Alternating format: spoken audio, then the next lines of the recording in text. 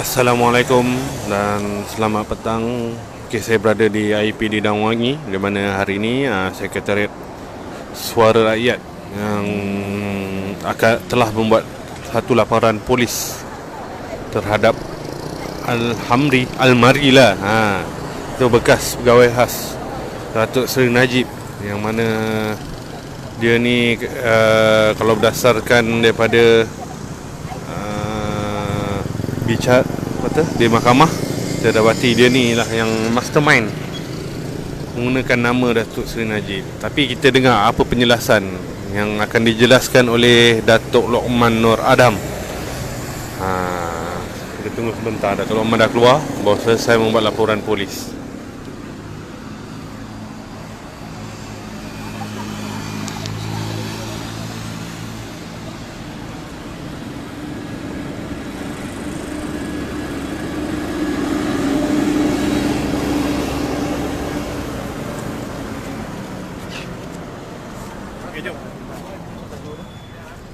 Mei duduk belakang. Mei masuk semua. Ini sama tu ini. Masuk dulu.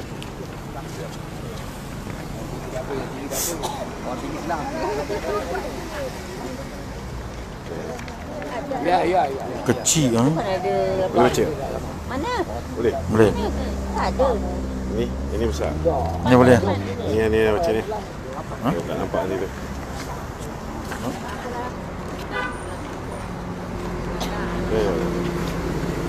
Sambung kat sini. Sampai situ je. On. Okey.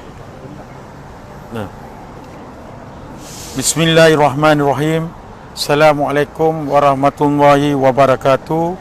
Dan salam sejahtera pada seluruh rakyat Malaysia.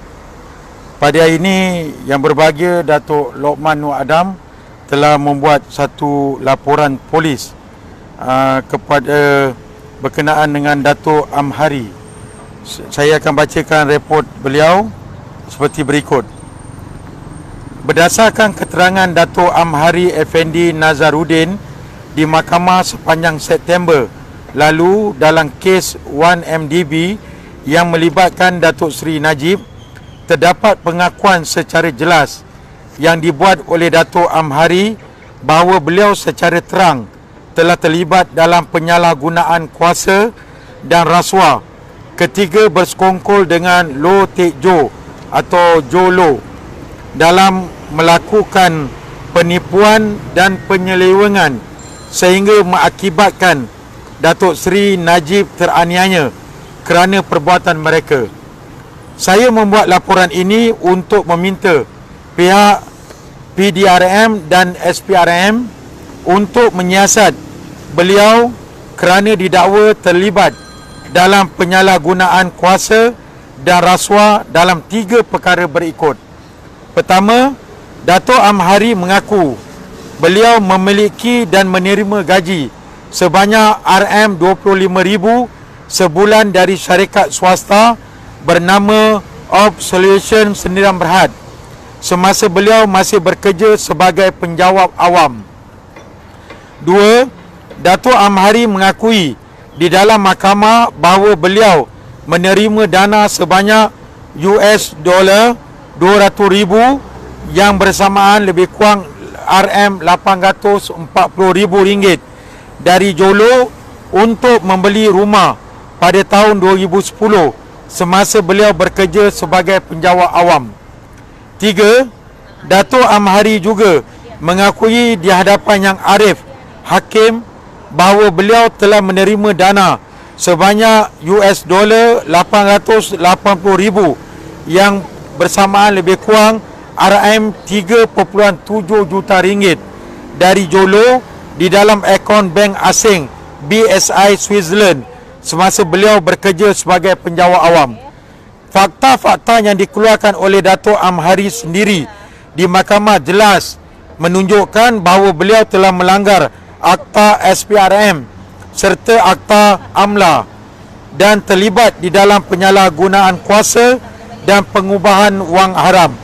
Adalah tidak masuk akal Datuk Seri Najib, orang yang teraniaya akibat namanya digunakan oleh manusia-manusia durjana ini didakwa dan tercemar imejnya, sedangkan mereka yang memperolehi manfaat dari pelakuan jenayah ini bebas dan tidak pula didakwa. Sekian laporan saya. Sila Tok. Sama. Okay. Pertama sekali kita nak buat ulasan sedikit. Kalau kita lihat dari segi apa yang berlaku sepanjang tempoh pembicaraan dalam kes yang melibatkan SRC International baik, begitu juga dengan kes 1MDB pun baik. Okey. Semua kenyataan yang dikeluarkan oleh saksi-saksi lebih menjuruskan kepada Jolo mengatakan itu, Jolo mengarahkan itu, Jolo mengarahkan ini.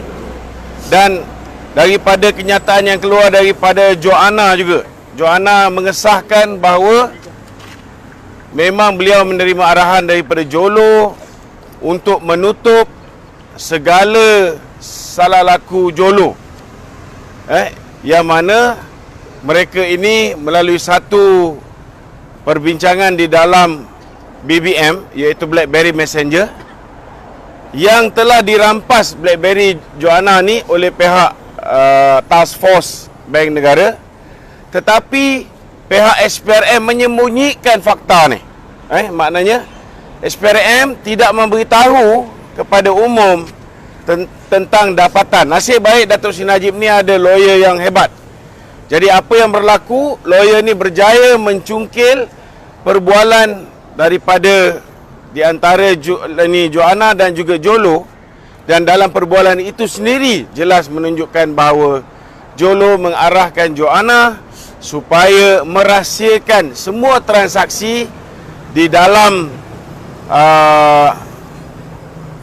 urusan SRC International ini, supaya hanya diketahui oleh Jolo, oleh Nik Faisal, Joanna dan bukan Datuk Seri Najib.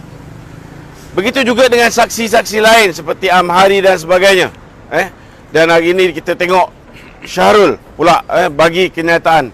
Semua jelas menunjukkan bahawa Datuk Seri Najib tidak terlibat dengan kes SRC International, dan dia juga tidak terlibat dengan kes 1MDB. Hanya namanya digunakan. Jadi itu sebabnya hari ini kita rasa dah tiba masanya pengkhianat-pengkhianat yang mengkhianati Datuk Seri Najib ini, kita buat laporan polis terhadap diri mereka.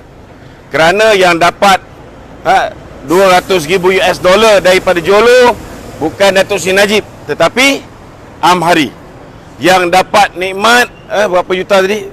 3.7 juta masuk dalam akaun BSI di Switzerland. Bukan Datuk Seri Najib, tetapi Amhari.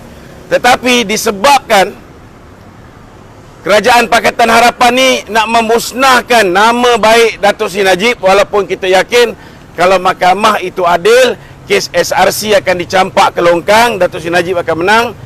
Kes 1MDB juga akan dicampak ke longkang, Datuk Seri Najib akan menang. Tetapi kita tengok tuan-tuan, niat jahat Tuan Mahathir menggunakan saksi-saksi yang merupakan orang yang pernah menjadi pegawai Datuk Seri Najib. Tetapi saksi-saksi ini Allah Ta'ala tunjukkan di dalam mahkamah, mereka terbongkar bukan orang yang dipercayai saja oleh Datuk Seri Najib. Memang Datuk Seri Najib percaya kat mereka ni.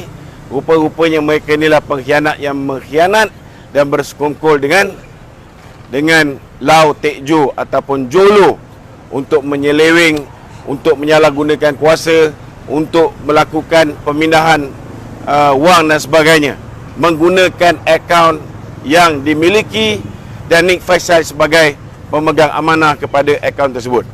Jadi hari ini saya menyeru kepada Jabatan Peguam Negara yang dipimpin oleh bekas Ketua Komunis Melaya punya peguam, iaitu Tommy Thomas.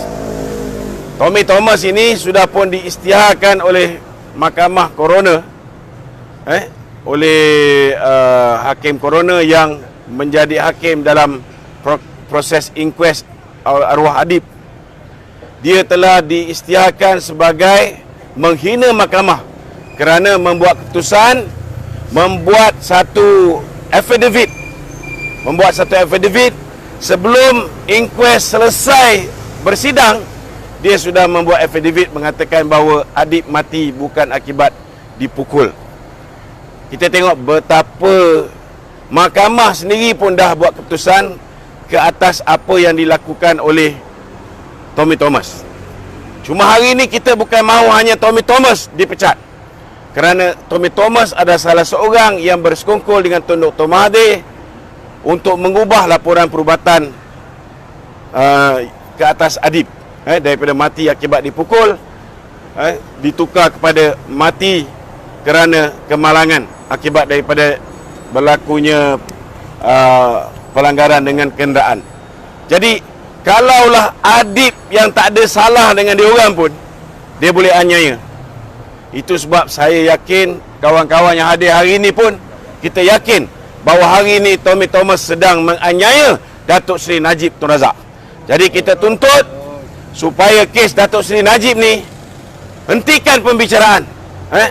Hakim pun dah boleh menilai bahawa kes ini kes sampah, kes sampah, dan kita lihat pembicaraan telah membuktikan bahawa Datuk Seri Najib dianiaya. Si pelaku sebenar ialah Jolo, si pelaku sebenar yang salah seleweng dan salah guna kuasa ialah Nik Faisal dan juga Amhari. Begitu juga dengan Syarul. Selama hari ini kita tak pernah balun Syarul ni, tapi hari ini saya nak beritahu antara sebab kenapa 1MDB banyak membuat keputusan-keputusan bodoh. Contohnya di Pulau Pinang, mereka membeli 10,000 membeli tanah untuk membina 10,000 unit rumah mampu milik. Tujuan tu memang cantik untuk beli untuk buat rumah mampu milik. Tetapi kena ingat, dia beli tanah dengan harga yang besar, dan model perniagaan 1MDB, kita cuma bagi modal 1 juta. Macam mana nak bina 10,000 unit rumah mampu milik? Sudah pasti dia kena dapatkan modal daripada pasaran modal.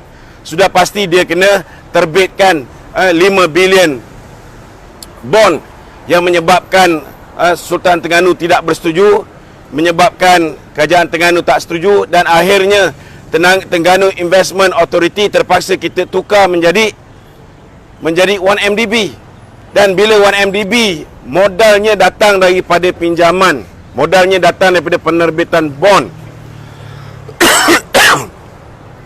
Bagaimana mungkin manusia yang menjadi CEO seperti Syarul ni boleh beli tanah yang dia tahu kalau nak bina 10,000 unit rumah mampu milik, itu pun mestilah mendapat kebenaran daripada Kerajaan Negeri Pulau Pinang. Bagaimana mungkin Kerajaan Negeri Pulau Pinang yang kita tahu diperintah oleh DAP ketika itu mahu meluluskan pembinaan 10,000 unit rumah mampu milik? Kalau ada 10,000, satu rumah ada 3 orang pengundi, dah ada 30,000 pengundi. Kalau 30,000 pengundi ni dapat rumah mampu milik diberikan oleh Kerajaan Barisan Nasional, takkan mereka tak appreciate kita? Takkan mereka akan mengundi DAP dalam pilihan raya? Itu kawasan pilihan raya Julutong, itu kawasan Karpal Singh dulu. Jadi kenapa dah tahu tak boleh lulus pembinaan bangunan itu ataupun rumah mampu milik itu, Syarul boleh beli tanah ini? Jadi ini juga perlu disiasat oleh pihak polis. Saya tengah tunggu, saya tengah rakam apa yang Syarul katakan dalam mahkamah. Saya akan kumpulkan dan kita akan buat laporan ke atas Syarul juga selepas ni. Kita tak akan bagi peluang pengkhianat-pengkhianat yang takut dipenjarakan oleh SPRM menjadi barua kepada SPRM dengan mereka cerita yang bukan-bukan untuk menjatuhkan imej dan kredibiliti Datuk Seri Najib Tun Razak. Jadi ini 3 perkara yang jelas. Saya cabar Ketua Polis Negara, saya cabar SPRM Latifah Koyah, tolong ambil tindakan. Orang ni dah mengaku dalam mahkamah dia terima gaji, dia penjawat awam terima gaji 25,000 sebulan daripada Ops Solution. Dia sebagai penjawat awam, dia juga telah menerima duit 200,000 juta US dollar bersama 880,000 ringgit daripada Lau Tek Jo, dan dia juga terima duit yang dimasukkan ke dalam akaunnya di luar negara. Saya pun Jusabi, penjawat awam juga. Saya tak ada akaun di luar negara seperti mana Amhari ini. Ada akaun di luar negara dan menerima 3.7 juta ringgit. Ini diakui oleh Amhari sendiri ketika beliau di dalam sesi pembicaraan. Jadi saya minta supaya Peguam Negara membuang kes bodoh ni. We have enough. You cakap Datuk Seri Najib mencuri duit 1MDB.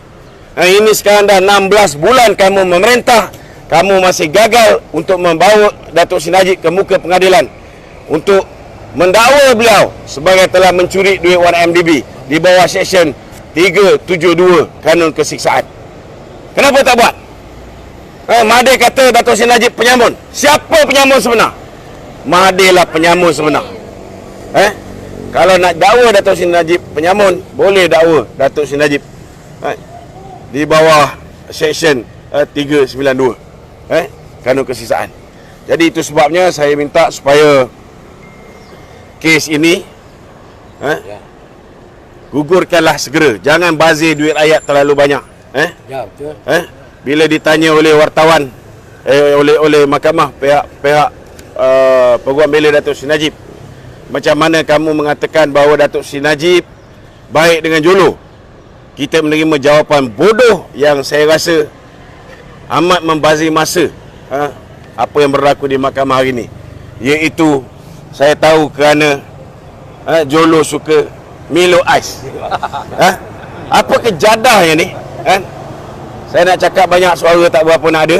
Jadi saya menyeru pada sahabat-sahabat, kita pastikan dalam masa terdekat ini kita akan buat satu perhimpunan besar-besaran.